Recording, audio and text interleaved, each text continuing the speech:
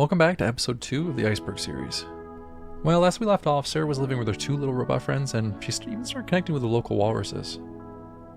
A few raiders had been stopping by, and they tried to murder her and steal her stuff, but all in all, she's been surviving. Unfortunately, so far, no one has offered to help her get off the ice, even though many of them certainly could have. If you're enjoying this series, make sure to give it a thumbs up, and subscribe to the channel for more videos like this one. I have no clue why, but all of a sudden the walruses are not doing very well. For some reason they stopped fishing. I did double check to make sure there are fish still left in the water, and the number hasn't gone down at all. So I'm really not sure what the problem is. I did switch over to the unstable branch, but I'm not sure if animals fishing for themselves was changed. Maybe it was. I really can't think of a different explanation. We're just going to have to try to feed the walruses any of the raiders that come by. I hope that'll be enough to keep them alive. Otherwise, they're going to end up as part of Sarah's food supply, and that'll just be depressing.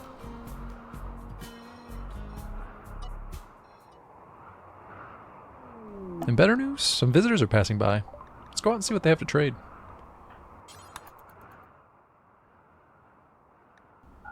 Here, take this unique bow off my hands.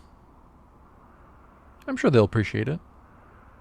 I probably should take a packaged survival meal, but I'm just going to grab the silver for now.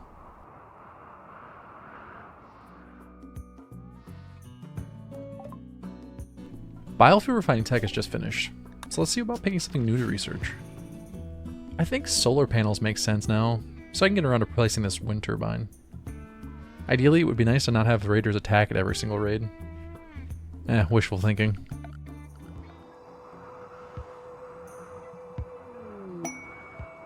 Well, things are really looking up. Some yaks have arrived and will make for some excellent meals. Since we're still pretty far from getting any hydroponics going, any food is massively helpful at this point in the run. Maybe we'll have to end up feeding them to the walruses. I'm really not sure what to do with them at this point.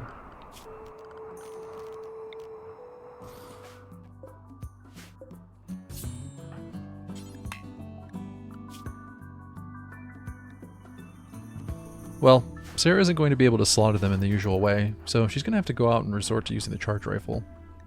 Bit brutal, but hey, what can you do?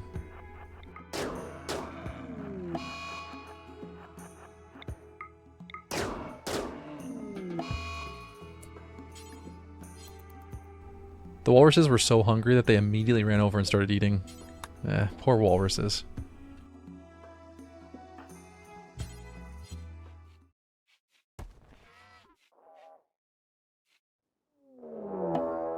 Before we could even finish dealing with the yaks, some unfriendly visitors have arrived from the Kamisa Confederation. Luckily the raids are still quite small. I guess that's the bonus side effect of having practically all the walls made of ice. Only 2 raiders, so it should be pretty easy to clean up. Never mind. They've decided to steal what they can and leave. That's alright. There's still a few of those gravlight panels down there that they've run off with. Oh well, easy raid.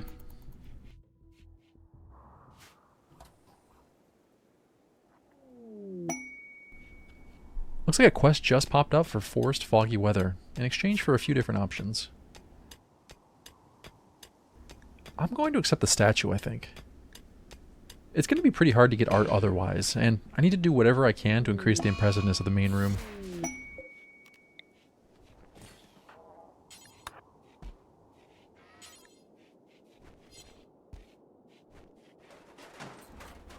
Alright, that looks pretty good.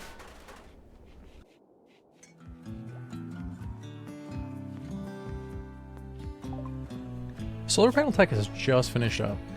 At this point, we just don't have the resources to actually build any, but this will be nice to have as the colony starts to grow. The plan is to carve out several rooms that will have unroofed sections that will allow the solar panels to be towards the center of the colony, but still have access to the sky. It'll be a whole lot better than having to deal with a massive footprint of wind turbines. Well, technically the wind turbines could go inside the unroofed rooms, but I think that'll take up a bit too much space for the layout I have planned. Sarah has already unlocked most of the tech she needs for the early game, so now research is just going to serve as a task that she can do to keep herself busy, and she'll get a little bit extra skill. May as well start working on drug production next. It's another thing we won't be able to use anytime soon, but that's okay.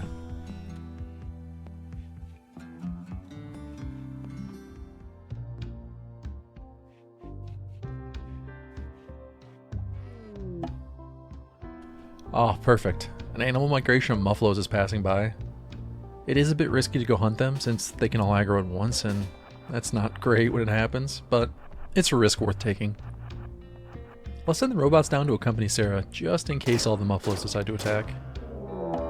Yep, that's exactly what I was worried about. And now it's time to run.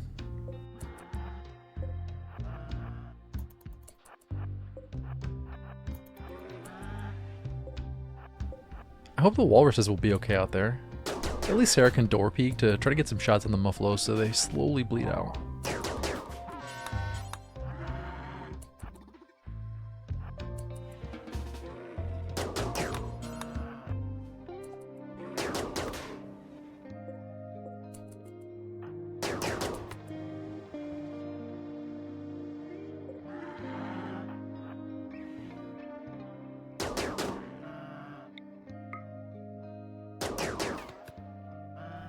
Looks like they've already taken quite a bit of damage.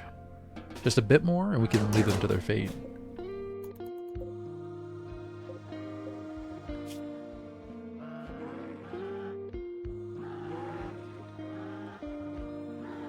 Alright, 1 down, 2 to go. That is a lot of blood. I guess it'll freeze into the ice at least. And then it will just be a bunch of streaks of red ice everywhere. Well, at least until it snows.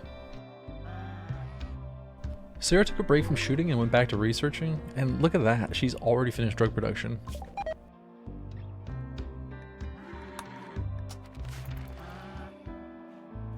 One of the muffalo got away, but the remaining one is still wandering around out there.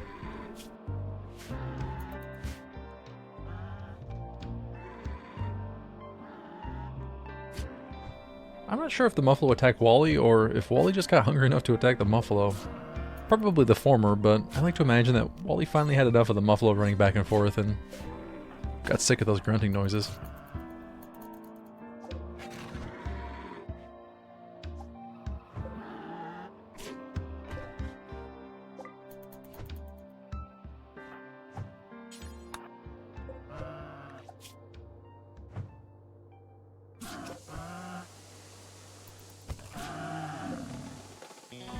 Well, that takes care of that at least. This whole thing has made me come to realize that there's a very difficult choice I'm going to have to make. Since the walrus, for some reason, suddenly can no longer fish. I'm either going to have to continue to feed them from the very limited food supply, or I'm going to have to do the awful thing of putting them down. Poor Wally and Russell. But truth be told, we have to put Sarah first. I hope they fix whatever issue is suddenly causing them to stop fishing. Walrus pets would be really awesome for the long term.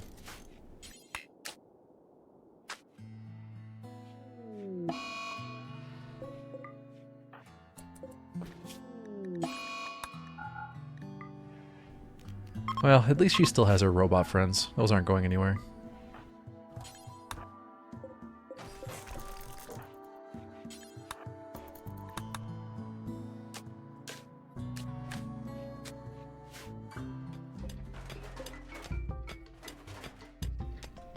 Sarah needs to get her mind off that last bit of trauma, so let's have her go mindlessly carve out some new rooms in the base.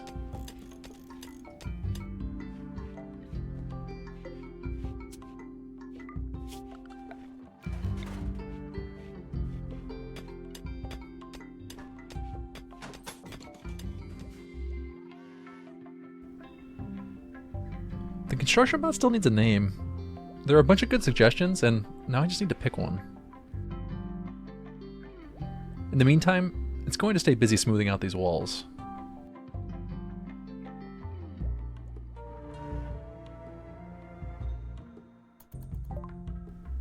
Now Psychite refining is done. It would be nice to have some psychoid leaves to actually refine, but that'll come later. For now, on to the next tech.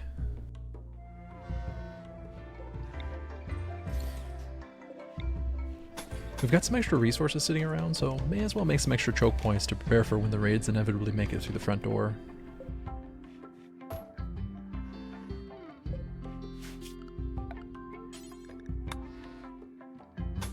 Initially, I was thinking we should use wood since I don't have any other plans for it, but that stuff can be pretty hard to get on sea ice, so let's go with the uranium instead. We'll need the uranium in the late game, but otherwise, it's just going to be sitting there for a long time before it becomes useful. I may as well turn it into some walls. I'll use ice anywhere I can, but here and there, some walls will have to be constructed.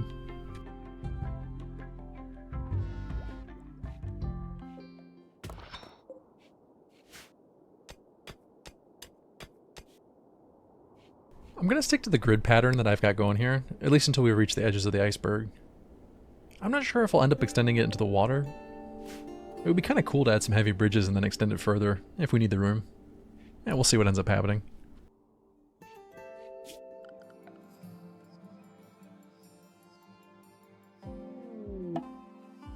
Ah, a transport pod has crashed outside. Looks like it's a survivor from the Empire. Yeah, may as well try to rescue him. See if we can get him off the map. Get a bit of that extra goodwill.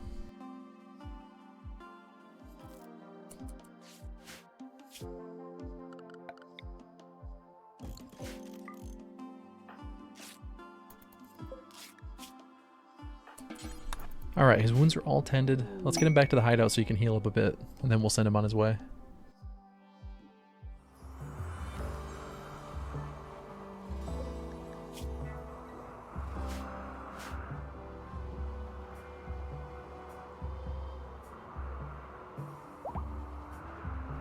Well, that was awfully quick, but there he goes.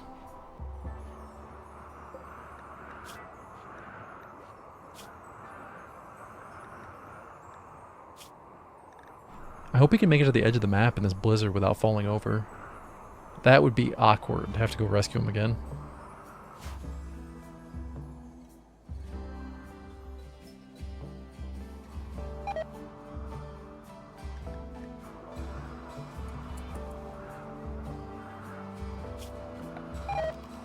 Oh, that's not good.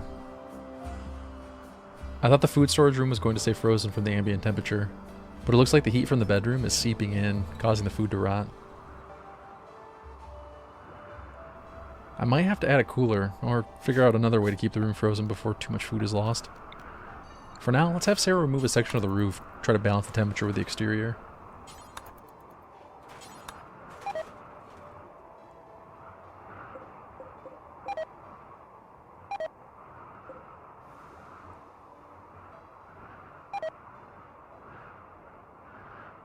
Nope, that was not enough, and there goes all the meat. Fantastic. Only a few simple and packaged survival meals are left. That is definitely not great.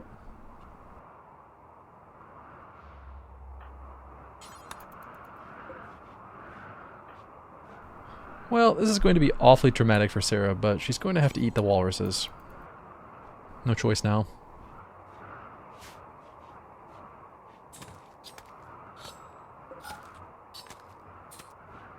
They don't provide as much meat as I was expecting, but it's gonna work.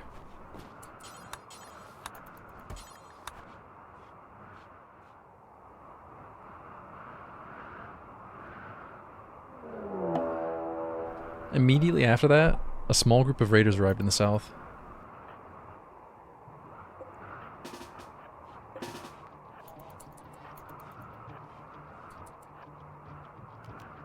Sarah's going to have to go out and fire a few volleys before they make it across the water.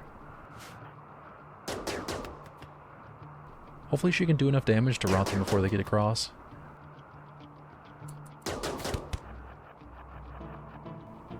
Well, that wasn't quite as good as I was expecting, but at least she hit a couple of her last shots before they made it over to the ice. The robots are going to have to hold the doorway, or this is going to go very poorly.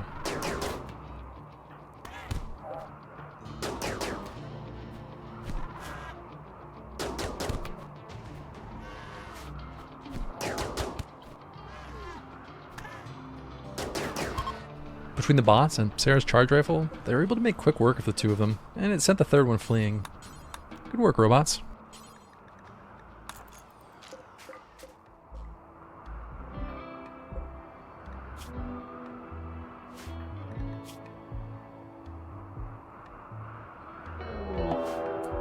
The very next day, another threat has arrived across the water. This time it's a group of manhunting walruses. I'm starting to think between the braid and the manhunting walrus, Randy's trying to get a bit of payback for what happened. Well, you know what, Randy? Too bad. We did what we had to do.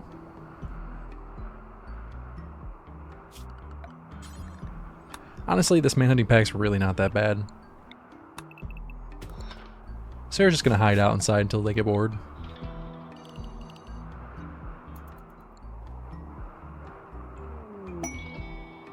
Oh nice, an exotic goods trader has arrived at the worst time possible. They'll have no problem dealing with the manhunting walruses, but I think they'll end up leaving immediately from the cold. And I definitely can't send Sarah out to trade. At least until the danger's cleared.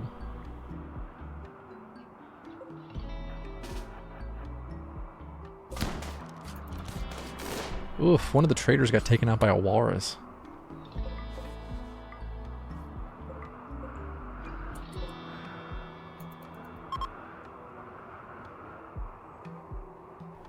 The traders ran way too fast for Sarah to catch up with, but at least the single pawn that dropped left some food and a shotgun that can be smelted down.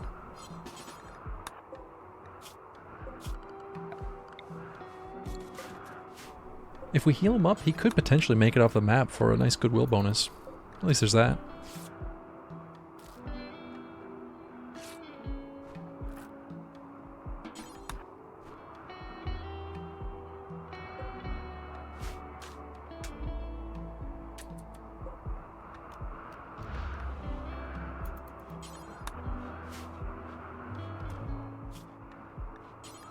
I completely forgot about scar infections.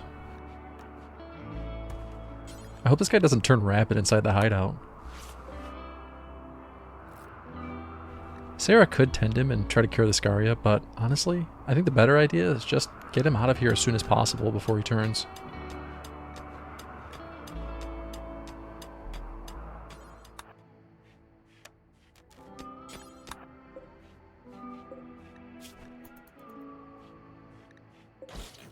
I went ahead and deleted the sleeping spot, forcing him to make for the edge of the map. Let's see if he's healthy enough to survive out there on his own.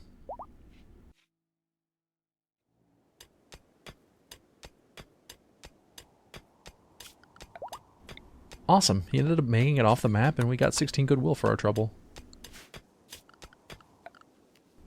Meanwhile, the crafting room is finished. Now they just need to finish smoothing the walls and they can get to cutting out a few more hallways. The hallways are going to be used for raid defense, so they'll be quite important by the time the raids start getting quite a bit bigger.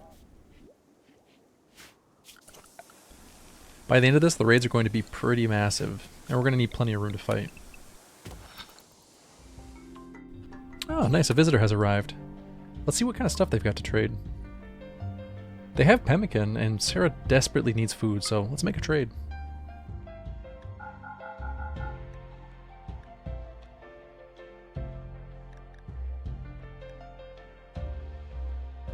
All the silver left in the colony, plus a bit of herbal medicine? 47 pemmican's not going to last long, but at this point, anything helps.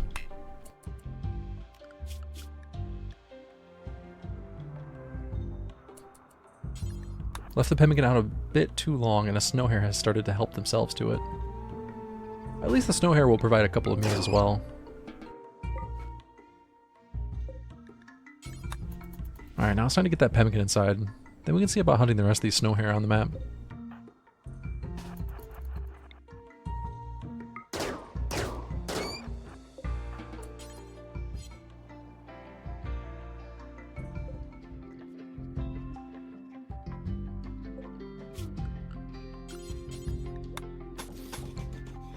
Now we just need a couple more walls here, which will add more choke points and cut down on the size of the space that needs to be heated.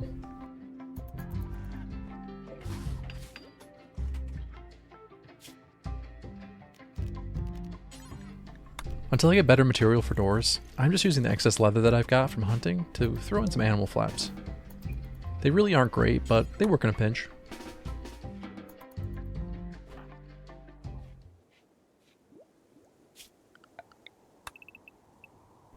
With that new wall in, Sarah can start mining out another hallway. The more space we have for fighting, the better.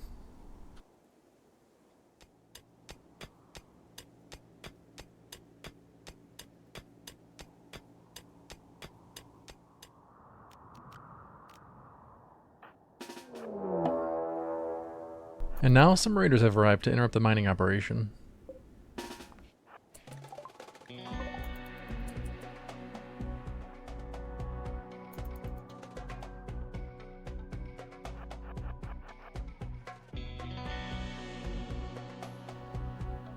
It looks like there's a pretty predictable path that the raiders are going to be taking when they cross the water.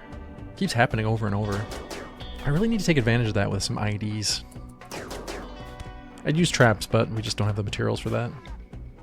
Let's go ahead and remember that for later. Sarah does not have the best shooting skill, but after a few volleys, she managed to take out one and send the other one fleeing for their life. This time they didn't even make it across the water. That's perfect. The raids are not going to stay this easy for long, but I'm going to enjoy it while I can. Oh, that is really not good. The worst possible event has happened. Sarah has contracted the plague. Probably from those snow hair, I'd imagine. Or maybe she just magically contracted it because some invisible controlling force thought it would make for a dramatic story element. Who really knows? In either case now, we have to just hope for the best because Sarah's medical is really, really not good. On the bright side, she does have Glitter World medicine, so maybe she'll be okay. I got really lucky here, and the first 10 was about as high as I could possibly have hoped for. If we get more 10s like this, she's going to be okay. If not, well, this run's not going to be a long one.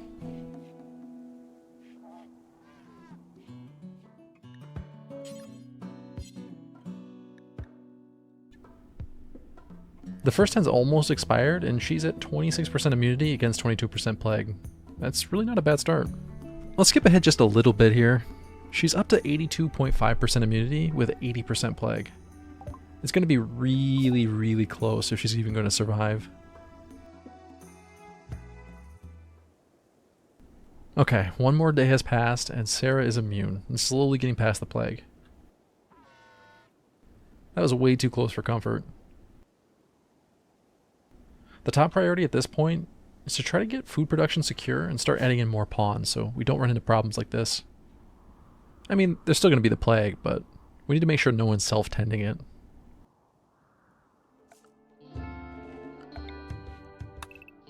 Speaking of food production, I need to plan out where the solar panels are going to be installed and where the first room's going to be.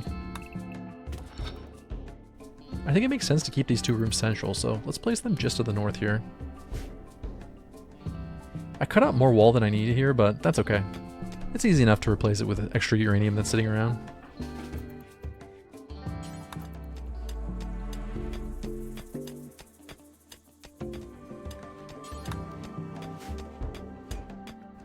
Sarah mines out the ice, and then construction bot comes in and throws the roof up. They make a pretty good team.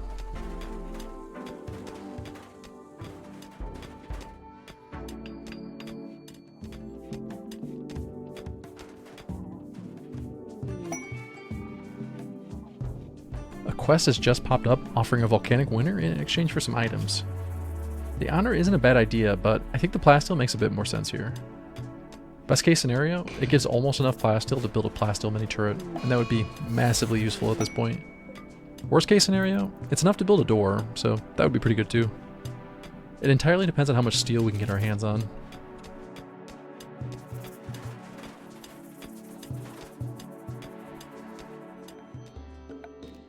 Let's remove a few more roof tiles from the refrigerator room, until we can get a more permanent solution figured out. I'd hate to have to build a cooler since it's already freezing outside. At least for now, there's enough roof missing to keep it freezing, but not enough to make it outdoors.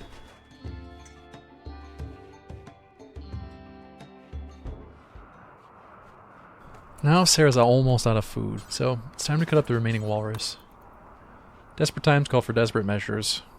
Those poor walruses. Still don't feel good about that. If we don't get food production going immediately, then Sarah's in for a lot of trouble in the near future.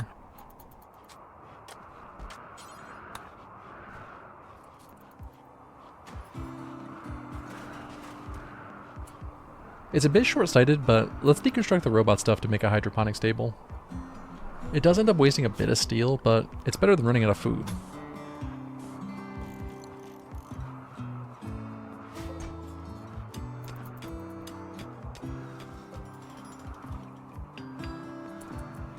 For now, there won't be enough electricity to run the sun lamp, so we'll have to stick to Nutrifungus.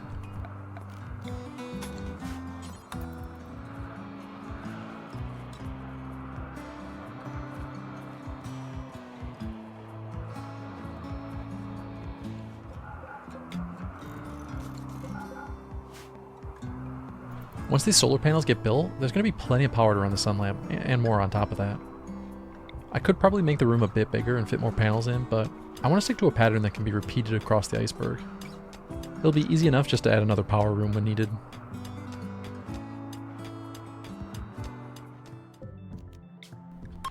Yeah, it's time for a little dance party. If we can get another colonist, they can just be put to full-time fishing duty for now. Assuming these rituals even work.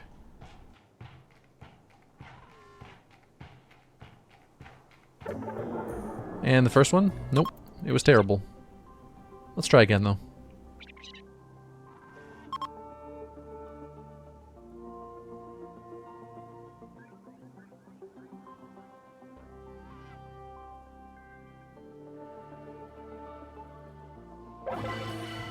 Okay, that one was fun at least.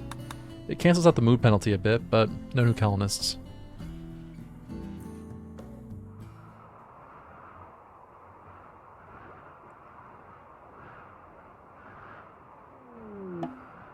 This is perfect timing. Another Muffalo migration has just appeared. This time we better make sure the meat doesn't rot in the unfrozen freezer.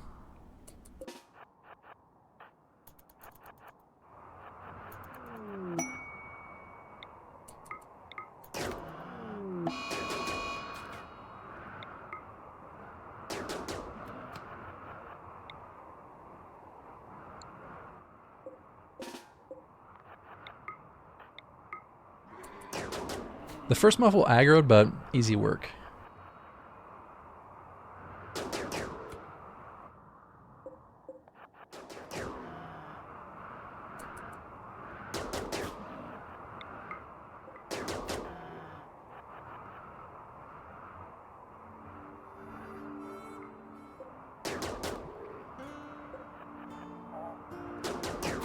The remaining 3 went down quick, and the robots didn't even need to help. Let's go ahead and butcher 2 of these, and we'll throw the other 2 in graves. The graves will keep them protected and frozen as long as the temperature remains sub-zero, which should be permanent on this map. Let's take a look at the spacecraft hack quest. I really don't have much desire to go for the weapon, but the resources that the spacecraft provides is going to be massively useful. In the meantime, we can convert all of the raw food into nutrient paste, and then we can just shut off the dispenser for a while.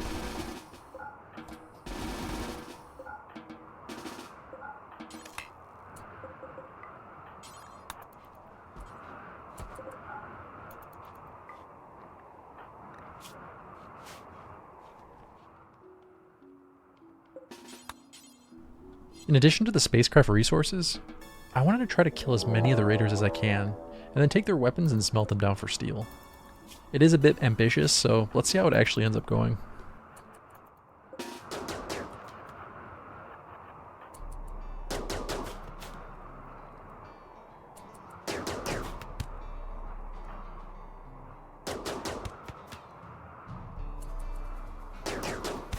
Well, the first raider was pretty easy, and even left us a little gift.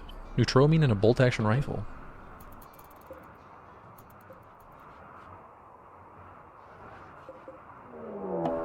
The second raider got here a bit quicker than I was expecting. Let's see if we can go out and take him out while he's smashing on the ship.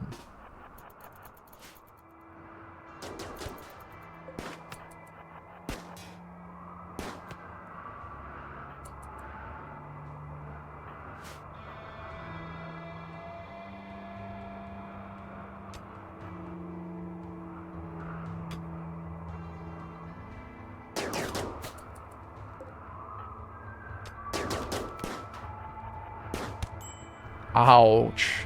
Sarah took a shot right to the spine. At least it didn't destroy it. Silver lining, I guess.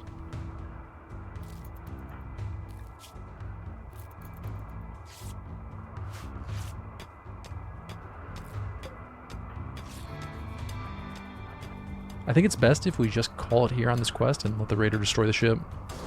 It's a lot less risky that way. At least we'll still get all the ship resources.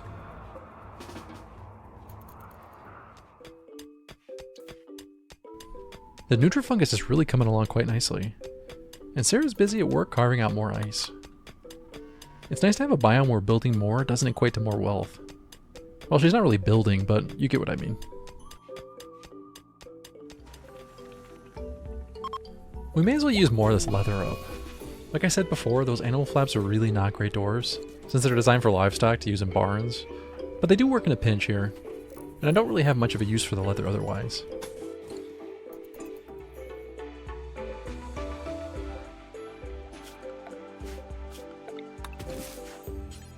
Ah, the first harvest of fungus has come up. I don't know if it was the best decision to deconstruct the mech stuff in order to build hydro, given that food is in a much better place after those muffalo, but I suppose it's at least nice to have some kind of safety net, even if it's a small one.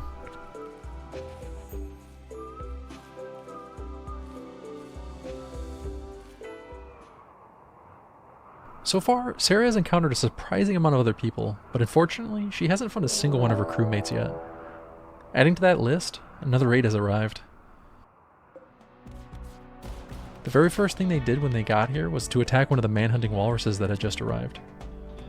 That's pretty messed up, raiders. Killing walruses, that's not cool. One of the raiders took some serious damage and is bleeding for their trouble. Serves them right.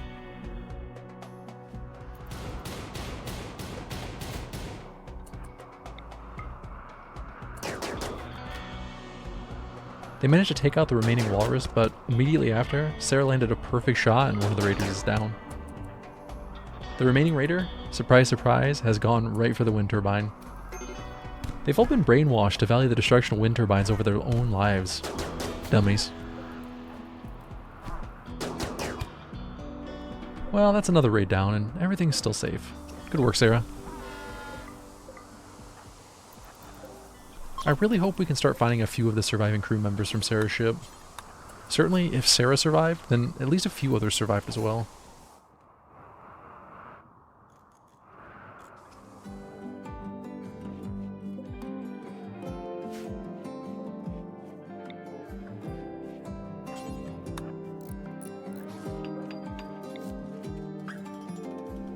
Now that she's got her second hydroponics table up, we're getting to the point where getting more pawns would be perfect.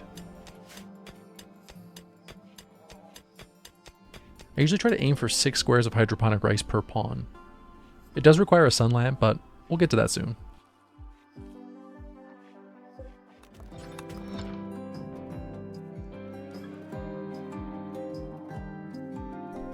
I'm probably getting a bit ahead of myself by cutting out so many hallways, but a big part of my personal defense strategy involves lots of choke points to retreat to and plenty of paths to switch to during raids, which means a lot of hallways and a lot of doors.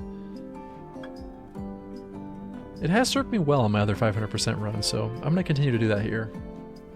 Plus, it gives a nice modular style to the base layout that makes it really easy to expand.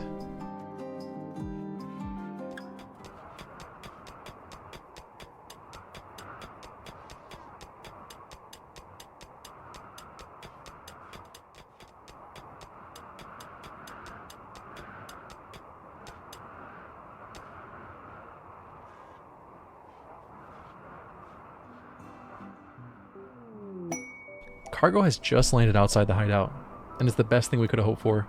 More food. I'm starting to regret smashing up the mech stuff even more, but I guess it's easy to criticize that decision in hindsight. There's really no way I could have known all that food that rotted would get replaced almost immediately.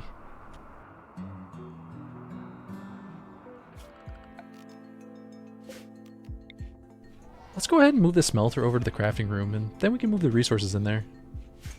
Eventually, I'm going to have to rebuild the mech structures in here as well. Meanwhile, we've got enough steel to build the first solar panel. Having the extra power generation is going to be quite helpful. But on top of that, it's going to be really nice to have a power source that isn't exposed to every single raider that comes by.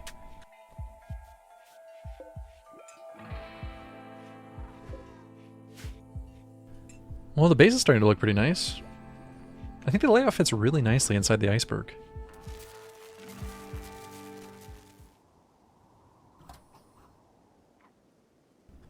We don't have enough steel to build any more hydroponics, but let's throw down plans for the hydroponics table just to get an idea where everything's going to be built.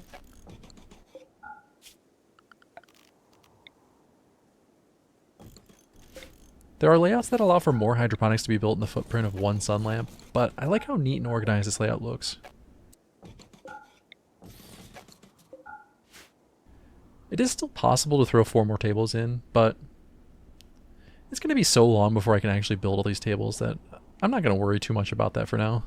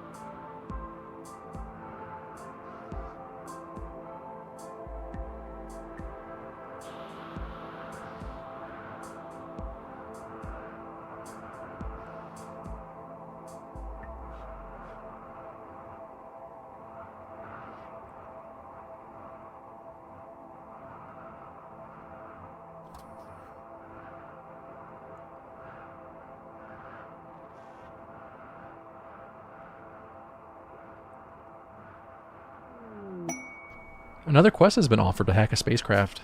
I absolutely love these on sea ice. I think we'll go ahead and try the exact same thing as before, where we accept the quest but try to farm the raiders until they eventually destroy the ship, giving us all the resources. Oh hey, penguins have arrived on the map. Sarah could hunt them, but honestly, I'd almost rather try to tame them and use them for aid production. The inconvenient part of that plan is that she doesn't have the skill to tame them, so we'd need another colonist before that's possible.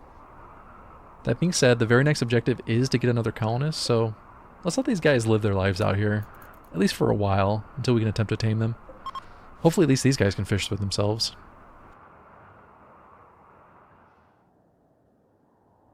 Oh, never mind, it's mechs. I really don't want to mess with mechs right now. I'm just going to let the first mech destroy the ship. That's still easy resources. Meanwhile, Sarah finished researching plate armor, and on top of that, some spacecraft chunks have landed on the map. I'm worried all these good events are going to get balanced out with just something awful.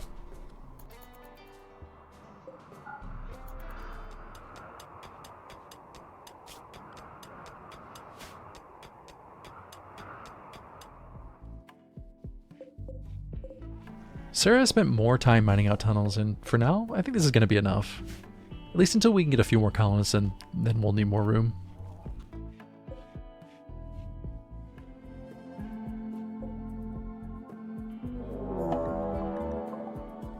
Ouch, right after that last mech left, some more raiders have arrived.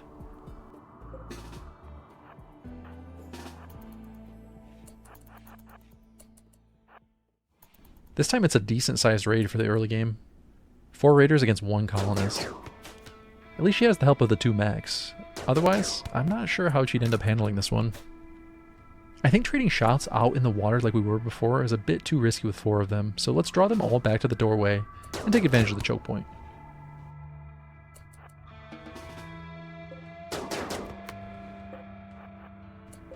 Ooh, the lifter's caught outside, and they're going for it. At least for now, they're ignoring the wind turbine. I hope it doesn't get smashed up from all the crossfire.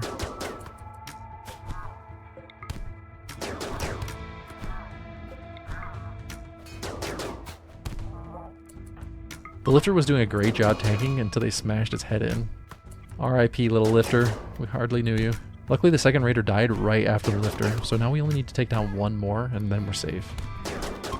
There we go. 3rd one down, and the last one's running for its life. I will say that's a bit too close for comfort. We need a turret or something to help out for these raids.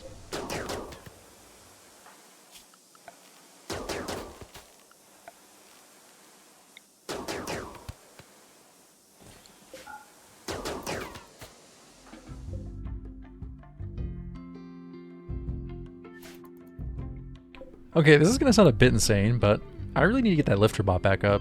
And to do that, we need to build a new gestator. In order to build that gestator, we need steel. With all the steel from the last few events, we almost have enough, but not quite the 150 required. So I'm going to go ahead and deconstruct these hydroponics. I know. Deconstruct the gestator to build the hydro, deconstruct the hydro to build the gestator. Just don't think too deeply about it. On the bright side, we eventually need to do this anyway to move the hydro into the hydro room. That way we can replace the light in the living space.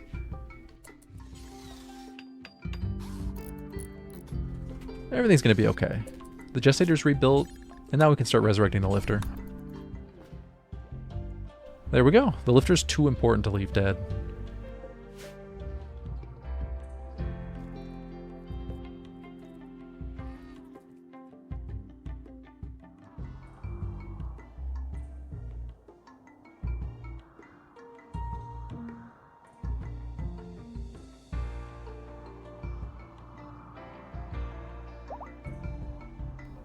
Perfect, the lifter's already alive again. It's like it never happened. Now we just need to get an encoder and we can start making mechs again.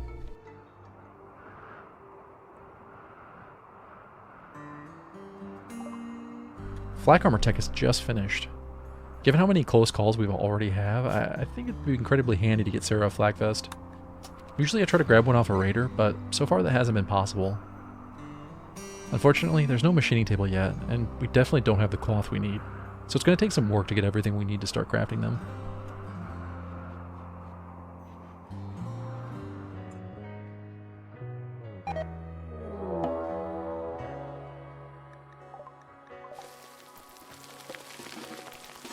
I've been having the lifter haul off the waste to the southeast corner of the map. Already, insects have become a bit upset by the pollution and have spawned on the surface. Wait, how did they make it through the ice? Were the eggs already in the ice? I am very confused by that. Oh well, that's RimWorld. That's the end of episode 2 of the Iceberg series. Thank you so much for watching. If you enjoyed this episode, please give it a thumbs up. Make sure you subscribe to the channel for updates on all future videos. For those of you who made it all the way to the end, please consider checking out my Patreon to help support the creation of more videos like this one. You'll find the link in the description below. Thanks for watching, and see you for the next one.